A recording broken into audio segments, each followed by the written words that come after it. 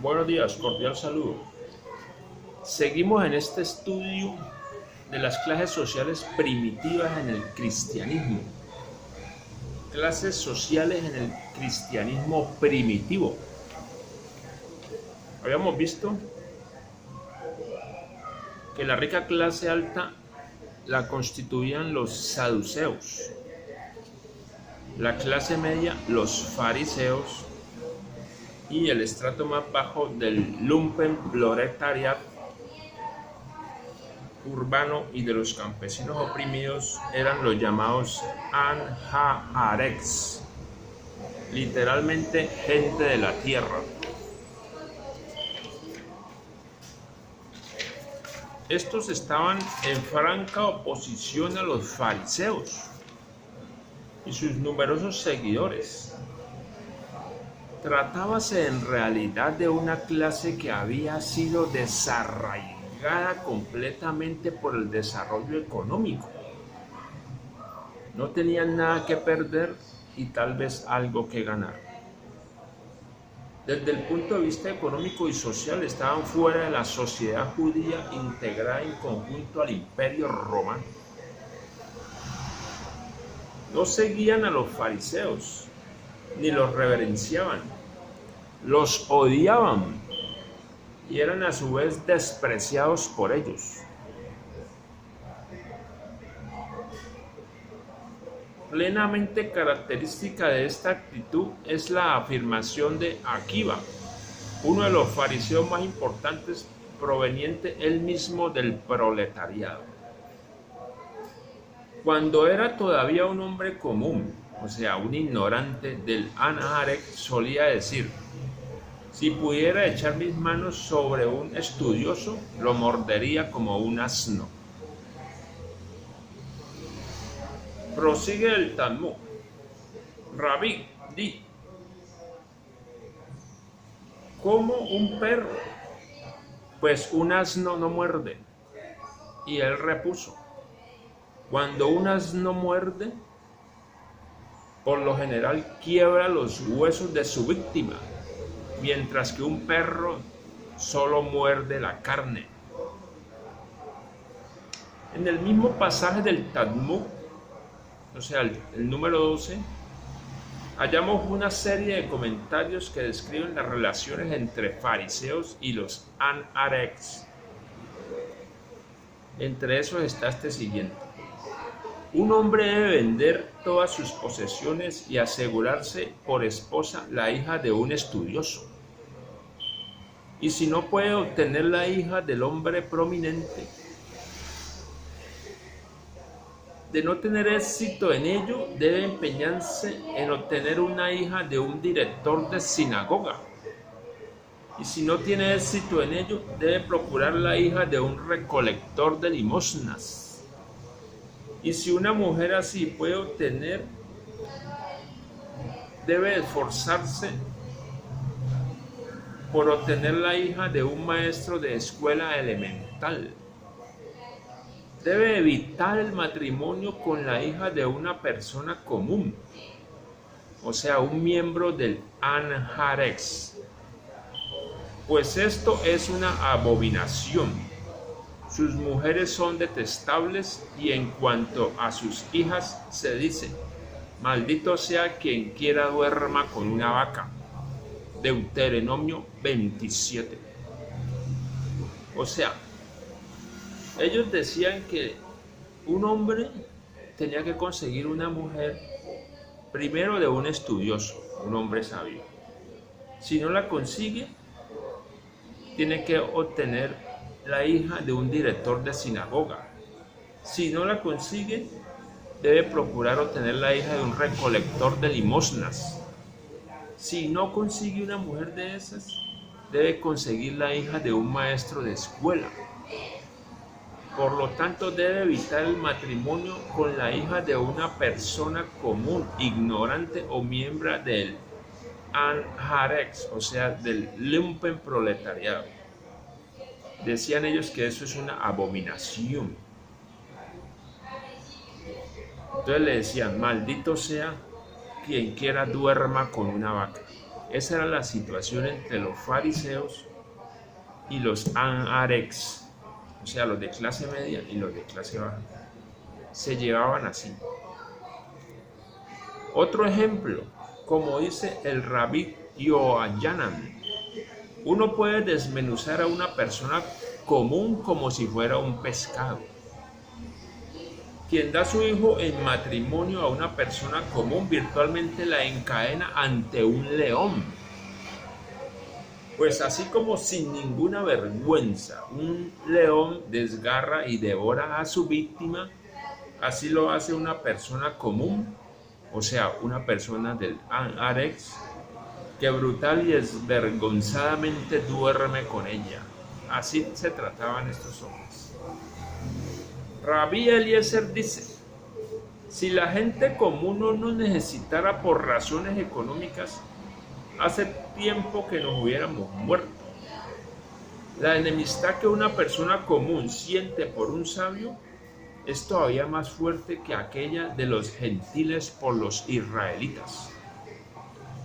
Hay 6 cosas que se pueden decir de una persona común. No se puede depender de ninguna persona común como testigo, ni se puede aceptar ninguna declaración de ella. No se le puede hacer compartir un secreto, ni confiarle el cuidado de un huérfano, ni hacerlo depositario de fondos reunidos para fines caritativos. Uno no puede salir de viaje en su compañía y no se le puede avisar si ha perdido algo.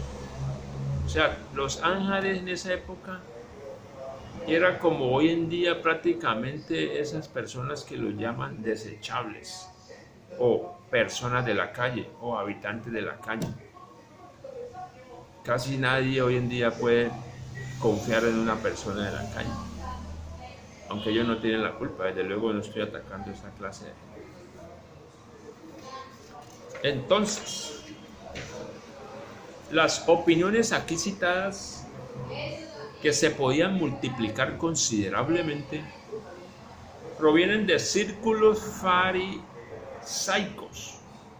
o sea, provienen de los fariseos, y demuestran con qué odio se oponían a los anharex, pero también con qué amargura puede el hombre común haber aborrecido a los sabios y a sus adeptos. Es solo una pelea entre los sabios y los ignorantes, o las personas comunes y corrientes.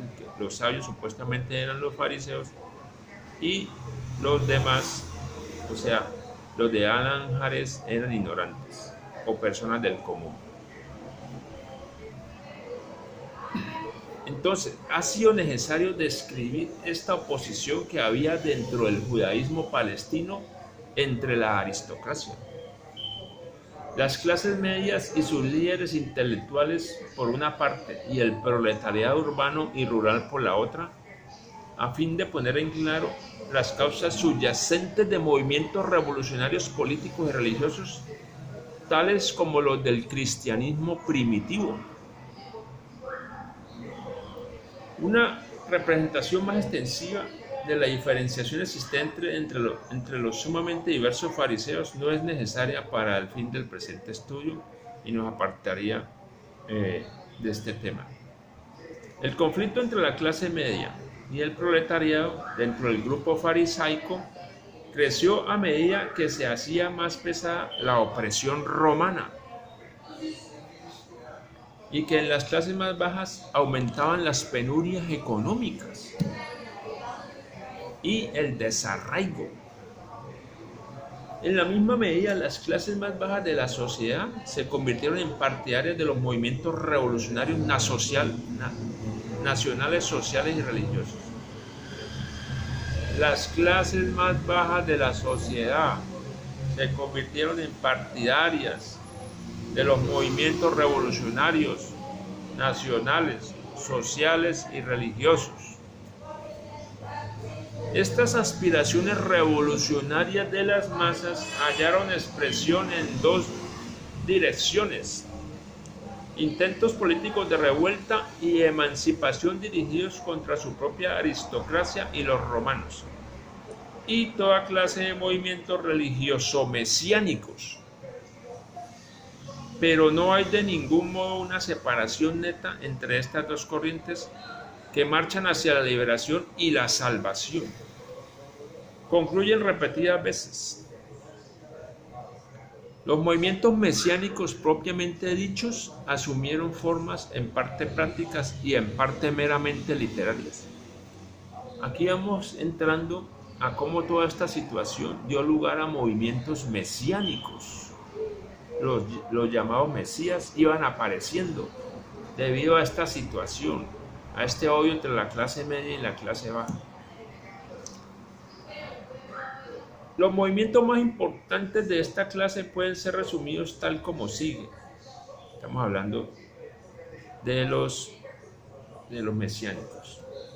Poco antes de la muerte de Herodes, o sea, en la época en que aparte de la dominación romana, la gente sufría opresiones a manos de los agentes judíos, que estaban bajo las órdenes de los romanos. Dos sabios farisaicos encabezaron en Jerusalén una revuelta popular durante la cual fue destruida el águila romana, puesta en la entrada del templo. O sea, hubo una revuelta y destruyeron la cabeza del águila romana que la habían puesto en la entrada del templo. Eso era una ofensa, pues, para el Imperio Romano. Los investigadores fueron ejecutados y los principales conspiradores terminaron en la hoguera. Después de la muerte de Herodes, el populacho hizo una demostración ante su sucesor, que se llamaba Arquelao. Exigían la liberación de los presos políticos, la abolición del impuesto del mercado y una reducción en el tributo anual. Estas demandas no fueron satisfechas. Una gran demostración popular relacionada con estos hechos que tuvo lugar en el año 4 antes de Jesucristo fue reprimida sangrientamente y millares de manifestantes fueron muertos por los soldados.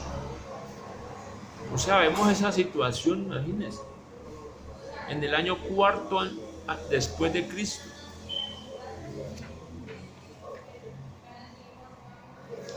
En el año 4 antes de Jesucristo se sucedió eso. La revuelta popular avanzaba.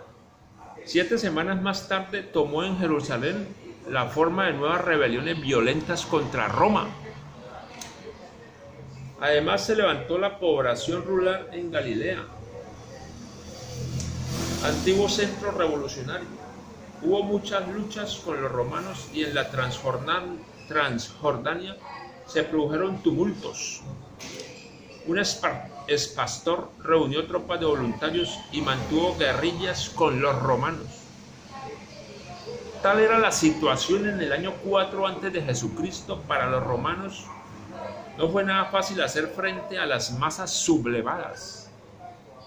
Coronaron su victoria crucificando a 2 millares de revolucionarios prisioneros. Crucificaron antes de Jesucristo a 2 millares de revolucionarios prisioneros debido a estas revueltas, el Imperio Romano. Entonces, hasta aquí vamos a dejar este video. Vamos viendo cómo era la situación antesito de aparecer Jesucristo, la situación en esa época. Entonces, hasta aquí va este estudio y nos hemos dado cuenta que es más o menos parecido en la actualidad. Todos estos conflictos que se veían antes de Jesucristo, en el año 4 antes de Jesucristo, mucho de eso se está viendo ahora, tal cual. Muchas gracias y vamos a continuar.